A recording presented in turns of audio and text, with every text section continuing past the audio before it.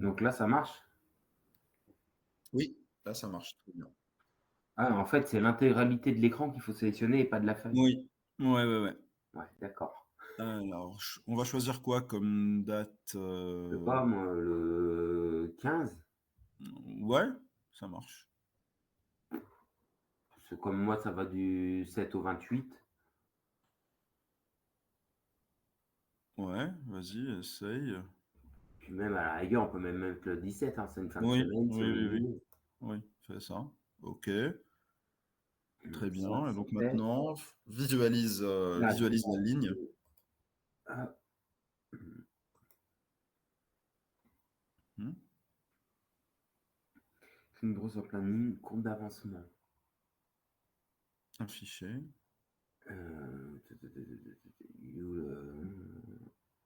Afficher. Ah, Non, celui d'en haut. Ouais. ah c'est le premier en fait. Voilà, et tu fais OK. Ok. Ouais, il y en a dans tous les sens. J'en ai dans tous les sens. Donc après, enseigner l'avancement. Mmh. Donc ça, c'est un double clic sur la ligne. Double clic, général. Et là. Ouais, alors, tu peux faire ça, mais si tu veux faire un truc un peu plus rapide, Ouais. OK, tu vas sur projet, mettre à jour le projet, donc juste en dessous de date d'état. Voilà. Et là, tu lui dis, tu choisis la première option, mettre à jour le travail comme étant achevé Ouais. jusqu'à cette date-là. Donc tu fais OK. Voilà, tu vois ce qu'il a fait. Donc il a achevé tout le travail. Et maintenant, pour renseigner un retard, tu choisis quelques... Bah, celle-ci, par exemple. Ouais, tu Je me souviens double-cliques. 17. Tu double-cliques sur la tâche. Voilà, et là, tu lui dis qu'au lieu de 100%, elle est Dans finie 50. à 50%. Ouais, voilà. Donc là, tu as un petit retard. Là, j'ai bien Et on va compris. renseigner un autre retard quelque part, comme celui-là, ouais. Le 39, si tu veux. 39 et 40, tu peux renseigner. Tu peux mettre 90% là, parce que c'est déjà loin, oui. Et celle d'en bas aussi, 90%.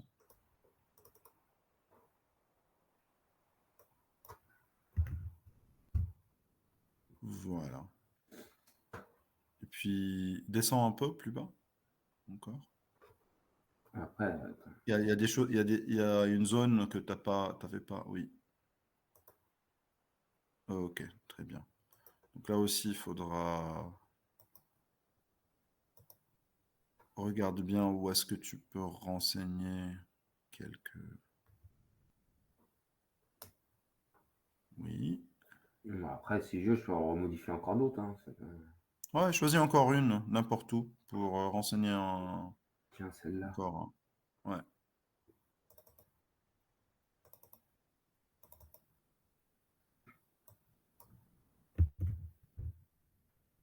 très bien. Ok, ouais, ça suffit, c'est bon. Et puis maintenant, pour renseigner des décalages en coût, tu reviens sur tes ressources. Ah, j'y arrive. Ressources. Oui. Ok.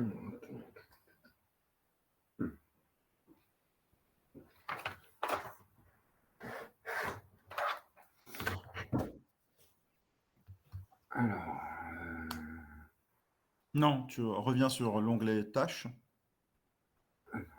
tâche. Voilà. Ah, Et au lieu de diagramme de Gantt, choisis ton tableau de ressources.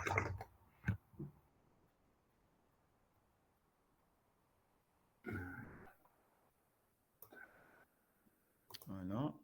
Tableau de ressources. hum, Et On va lui dire que l'ascenseur, au lieu de 50 000, disons, ça t'a coûté 70 000. Donc là, tu changes. Ouais. Et vas-y, pour quelques équipes aussi, agrandis un peu la colonne et change le taux pour quelques équipes.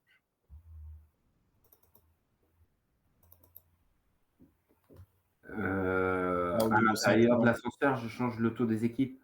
oui, par exemple, cette équipe-là, au lieu de 600 euros par jour, elle t'a coûté 700 euros par jour. Oui, même chose pour le taux d'heure supérieur. Taux Ouais, d'heure sup. je vais les changer après. Ouais, ça suffit, change deux, hein, pas plus que ça.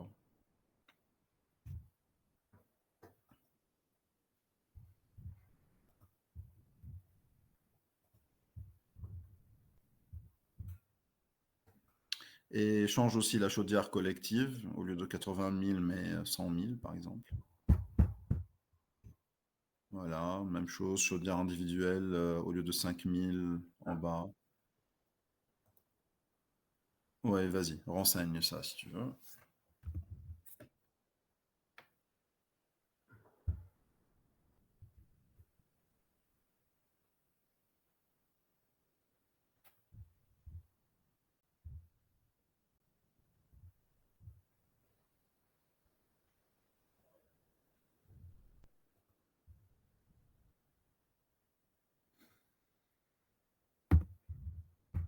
On va dire qu'elle a coûté moins cher, tiens, pour voir ce que ça fait. Dans le sens. Si ça coûte moins cher, ça va te donner une note Ouais. sur 100 dans ton IPC, plus que 100, donc 1,1, donc comme 110%. Bah, ça va permettre de voir justement par rapport au négatif, au positif. Hmm. Ça va donner un autre regard, non? Si, si. Parfois, c'est le cas, hein. Très rarement, mais parfois, c'est le cas. C'est pour ça que je voulais voir là avec un cas. Hmm. C'est bon? Ou je modifie encore? Non, c'est bon, je pense que ça va aller. Ok. Donc là,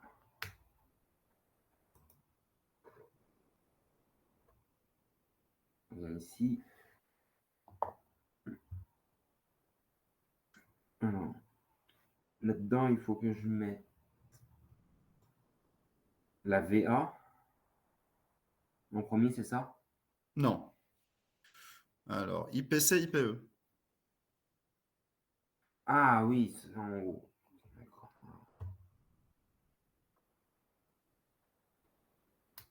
Je les ai notés pourtant, mais. Ah, IPC, IPE.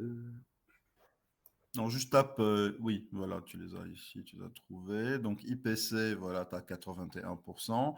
Et regarde sur la tâche 33, tu as un IPC de 1,2, Oui. qui est mieux que la moyenne. Oui, parce que comme j'ai redescendu de 4000, au Voilà. départ on était à 5. Mhm. Donc, ça, c'est IPC. Et maintenant, tu choisis IPE pour voir le temps. Attention, déroule. Oui, IPE. Et voilà. Et- Bon, IPE, ça va. Il n'y a pas énormément de retard. Il n'y a que la 37 qui est qui est à 0,5. Ouais, parce qu'on y a mis 50% de l'avancement. Mhm. Mhm.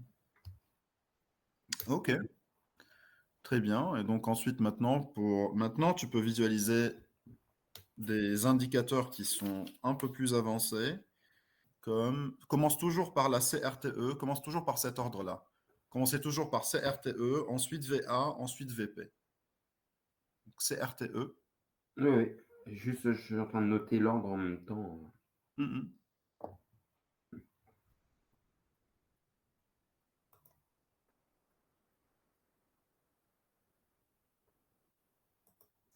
Voilà. Ensuite, VA. VA, c'est la valeur acquise. Et la VP, c'est la valeur planifiée. Et la VP, c'est la valeur planifiée. Exactement.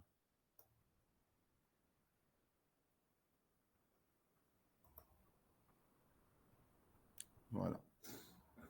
Donc la valeur planifiée jusqu'à cette date, elle devrait être 1 538 000. Ouais. Par contre, la valeur acquise à cette date-là, elle Bien. est à 1 526 000. C'est-à-dire qu'on a un retard De 12 qui 000. est la différence entre VP et VA.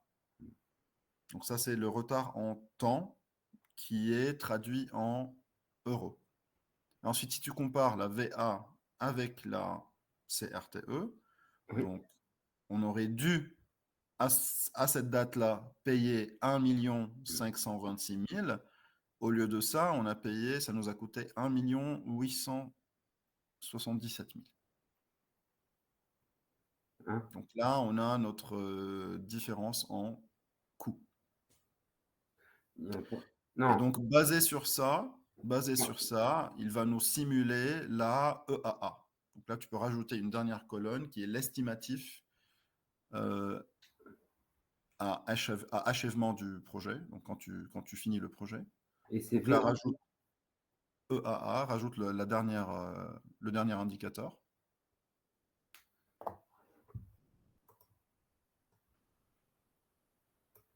Voilà, EAA. Très bien. Et donc, c'est en train de te dire que si tu continues comme ça va te coûter à la fin 1 953 000 à comparer avec ton coût initial. Donc, rajoute à côté ton coût initial si tu veux.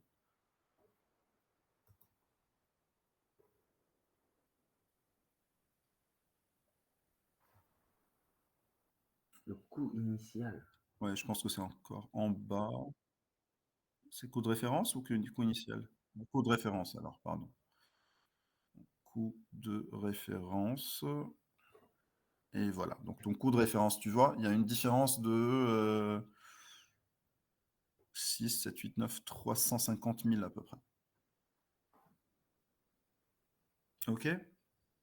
Donc c'est vrai que ça semble très compliqué pour quelqu'un qui ne comprend pas vraiment ces indicateurs, mais une fois que vous comprenez bien ces indicateurs, je pense que ça devient plutôt facile, non?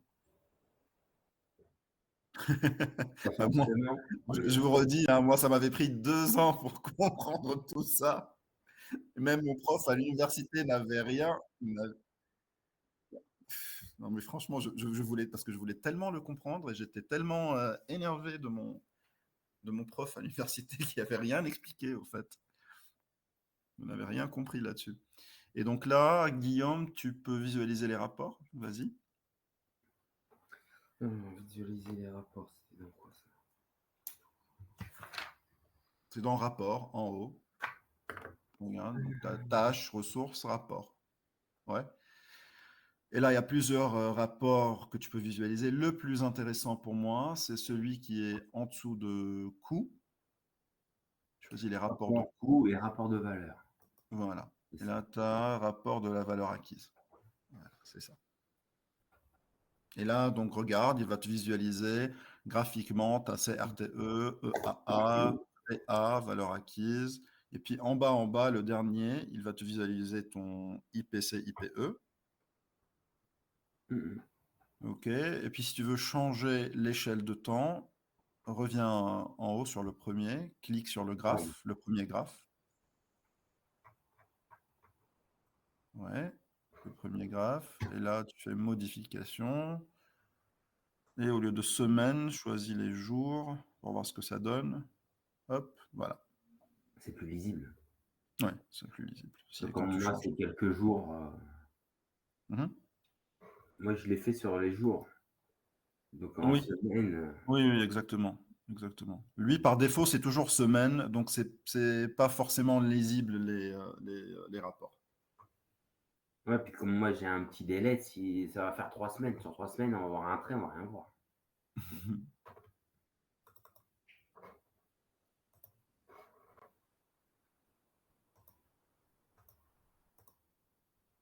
Voilà. Ok. Puis la dernière étape qu'on n'avait pas fait avec Pierre, c'est quand tu reviens sur ton diagramme Gantt.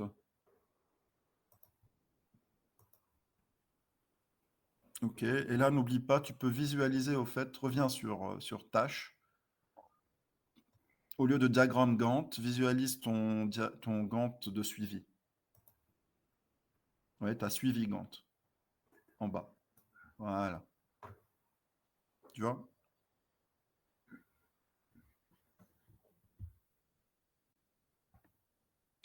Ouais, ça permet de voir les tâches Ah avec le oui, mais chez, retard. mais chez, chez- chez toi, tu n'avais pas fait encore mise à jour du projet. Donc va sur projet,